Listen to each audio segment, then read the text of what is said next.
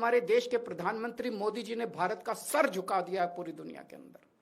हम चाहते हैं कि ये पॉलिसी, फॉरेन पॉलिसी इस तरह की ना की जाए, हमें अमेरिका का गुलाम ना बनाया जाए, ट्रंप के सामने नतमस्तक ना हुआ जाए, और देश की विदेश नीति हमारे भारत के क्या इंटरेस्ट्स हैं उसके हिसाब से बननी चाहिए, ना कि प्रधानमंत्री जी की मजबूरियों और कमजोरियों की गुलाम होनी चाहिए।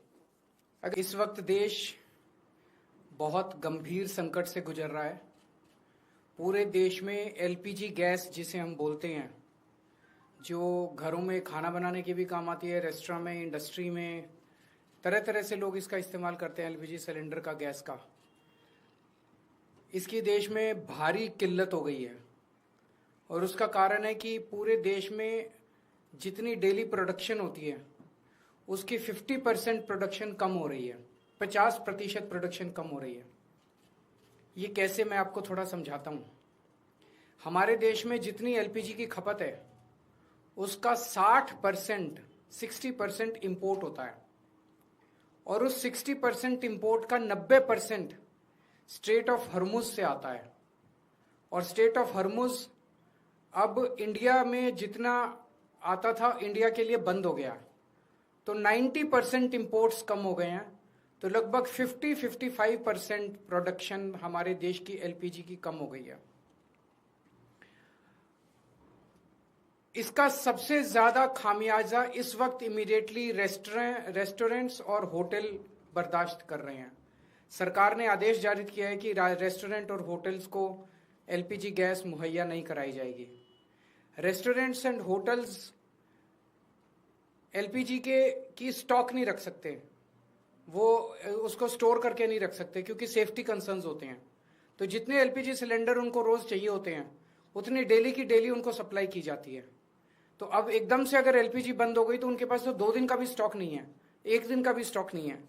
इसकी वजह से अब मुंबई में 20% होटल और रेस्टोरेंट बंद हो चुके हैं, और लगभग अगले 2 दिन के अंदर 50% रेस्टोरेंट और होटल बंद होने जा रहे हैं। तमिलनाडु में लगभग 10,000 होटल और रेस्टोरेंट्स बंद होने की कगार पे हैं। पंजाब और दिल्ली एनसीआर में हजारों होटल और रेस्टोरेंट्स आने वाले कुछ दिनों के अंदर बंद होने जा रहे हैं। और ये पीक वेडिंग सीजन है, शादियों का सीजन है, तो मुझे लगता है अगर ये जारी रहा तो बहुत सारे लोगों को शादियां पोस्टपोन करनी पड़ेंगी।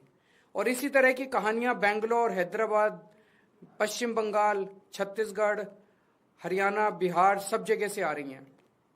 मोरबी जो गुजरात में है, जिसको कि टाइल इंडस्ट्री का एक तरह से कैपिटल माना गया है, वहां पे 650 इंडस्ट्रीज हैं, उनमें से 170 इंडस्ट्री बंद हो चुकी है और 1 लाख लोग बेरोजगार हो चुके हैं।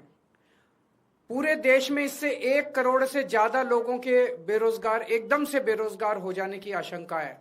और इतने बड़े स्तर पे अगर लोग बेरोजगार हो गए तो क्या स्थिति होगी हम सोच सकते हैं। और पिछले दिनों में सरकार ने कॉमर्शियल भी और डोमेस्टिक भी दोनों एलपीजी के दाम काफी ज्यादा बढ़ा दिए हैं। जो सरकार ने बढ़ाए वो तो अलग है, लेकिन अब मार्केट में जम के ब्लैक हो रही है एलपीजी की चारों तरफ। हमें यह समझना पड़ेगा ये क्यों हो रहा है। ये हो रहा है क्योंकि इजराइल और अमेरिका ने ईरान के ऊपर हमला किया है।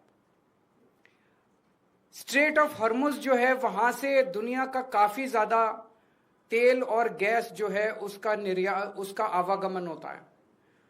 ईरान ने स्ट्रेट ऑफ हर्मुज पे कब्जा किया हुआ है, और ईरान ने कहा है कि जो उनके फ्रेंडली देश हैं केवल उन्हीं को वहां से अपनी शिप्स ले जाने लाने का अधिकार होगा। तो जैसे रशिया, चाइना, केवल उनके शिप्स को अलाउ किया जा रहा है।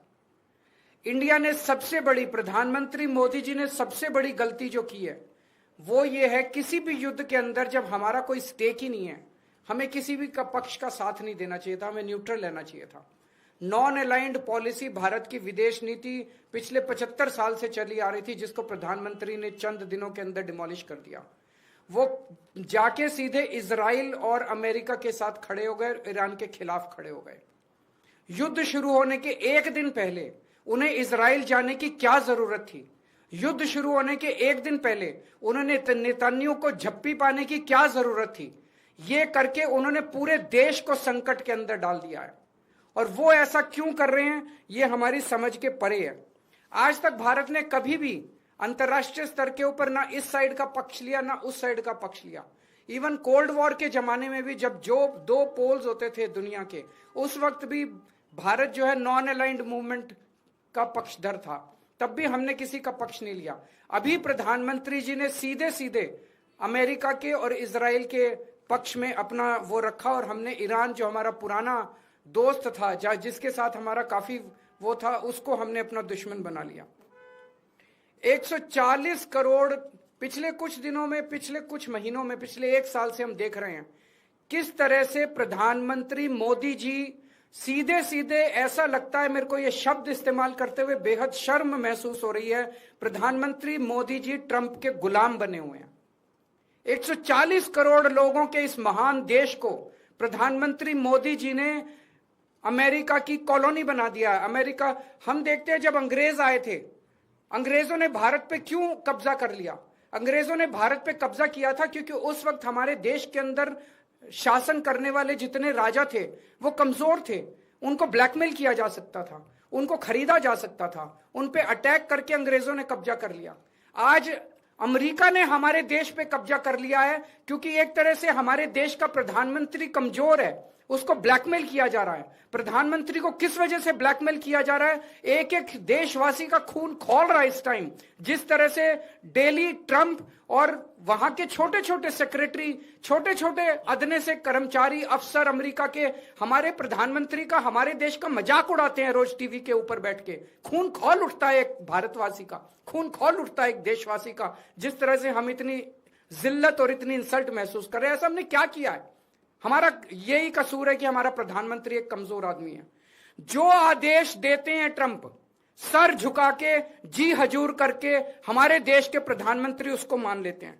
ट्रंप ने कहा अपनी कॉटन ड्यूटी, जो अमेरिका से कॉटन आएगी उस पर ड्यूटी 0 करो। प्रधानमंत्री ने कहा जी हजूर, करते हैं, और कर दी। भारत के सैकड़ों लाखों किसान इसकी वजह से बर्बाद हो गए, लेकिन उन्होंने ट्रंप की सुनी। ट्रंप ने कहा रशिया से ऑयल खरीदना बंद करो, मोदी जी ने कहा जी हजूर, करते हैं। रशिया से ऑयल खरीदना बंद कर दिया। 8 लाख करोड़ रुपए का सालाना नुकसान हुआ इसकी वजह से देश को, 8 लाख करोड़ रुपए का। क्यों किया? ट्रंप ने कहा जितना सामान तुम भेजोगे उस पर 18% ड्यूटी लगेगी, और जो अमेरिका से सामान इंडिया आएगा उस पर 0% ड्यूटी लगेगी। मोदी जी ने कहा जी हजूर, करते हैं, और उन्होंने कर दिया। देश के कितने कर्मचारी बेरोजगार हो गए, कितनी इंडस्ट्री बंद हो गई, लाखों करोड़ों किसानों का नुकसान हो गया। और अब उन्होंने इस युद्ध के अंदर ट्रंप का और इजराइल का साथ दिया है। हम ये जानना चाहते हैं कि प्रधानमंत्री जी की क्या मजबूरी है? कुछ तो है ट्रंप के पास, प्रधानमंत्री मोदी जी का, जिस वजह से मोदी जी इतने मजबूर हैं। ट्रंप खुलेआम कह रहा है मेरे पास मोदी जी के कुछ ऐसे राज हैं जिनको अगर मैं पब्लिक कर दूं तो मोदी जी का करियर खराब हो जाएगा। अगर मोदी जी को लगता है कि कुछ ऐसी शर्मनाक बातें हैं ट्रंप के पास जिनको पब्लिक में आने से उन्हें नुकसान होगा, वो इस्तीफा दे दें, पर देश के साथ खिलवाड़ ना करें। कोई और पद जाएगा प्रधानमंत्री। अगर उन्हें अपने जो उनके सीक्रेट्स हैं ट्रंप के पास, उसके पब्लिक होने से डर लगता है, वो इस्तीफा दे दें, पर देश को बर्बाद ना करें। 1947 में हमारा देश आजाद हुआ, उस वक्त हमारा देश इकोनॉमिकली और कई चीजों में बहुत कमजोर था। इसके बावजूद पूरी दुनिया में भारत की एक इज्जत थी, पूरी दुनिया के अंदर भारत का सम्मान होता था। 1971 में जब सीधे सीधे अमेरिका ने धमकी दी थी इंदिरा गांधी जी को, तत्कालीन प्रधानमंत्री को, कि अगर तुमने पाकिस्तान पे हमला किया तो अमेरिका भारत पे हमला कर देगा, इंदिरा गांधी ने अमेरिका की एक नहीं सुनी। हमने पाकिस्तान पे हमला करके बांग्लादेश को आजाद कराया। वो एक जमाना था जब भारत चौड़ा होकर पूरी दुनिया के अंदर चल। आज हमारे देश के प्रधानमंत्री मोदी जी ने भारत का सर झुका दिया है पूरी दुनिया के अंदर। हम चाहते हैं कि ये पॉलिसी, फॉरेन पॉलिसी इस तरह की ना की जाए, हमें अमेरिका का गुलाम ना बनाया जाए, ट्रंप के सामने नतमस्तक ना हुआ जाए, और देश की विदेश नीति हमारे भारत के क्या इंटरेस्ट्स हैं उसके हिसाब से बननी चाहिए, ना कि प्रधानमंत्री जी की मजबूरियों और कमजोरियों की गुलाम होनी चाहिए।